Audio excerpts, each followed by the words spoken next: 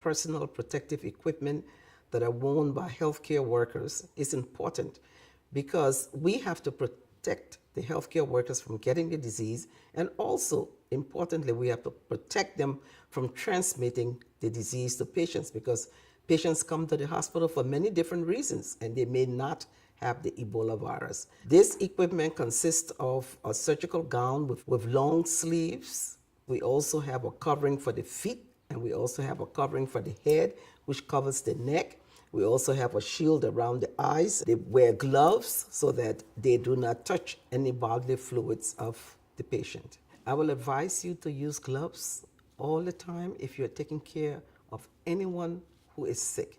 And if you have to take blood from a patient, if you have to examine a patient, if you have to clean a wound or anything, you make sure that you wash your hands before, dry them, and then put on your gloves.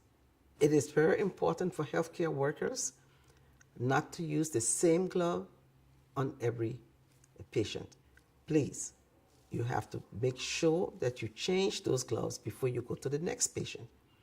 Or sometimes the phone rings, or you have to write something in the chart.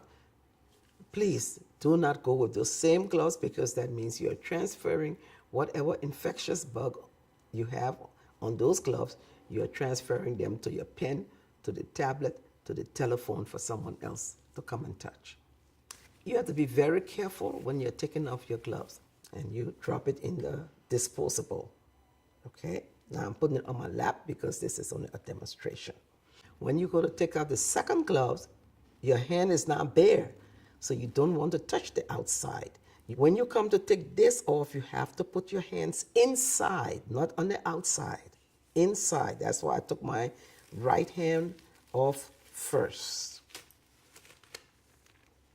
Okay? And you touch the inside of the gloves. Make sure you do not touch the outside of the gloves. And put it in the disposable container.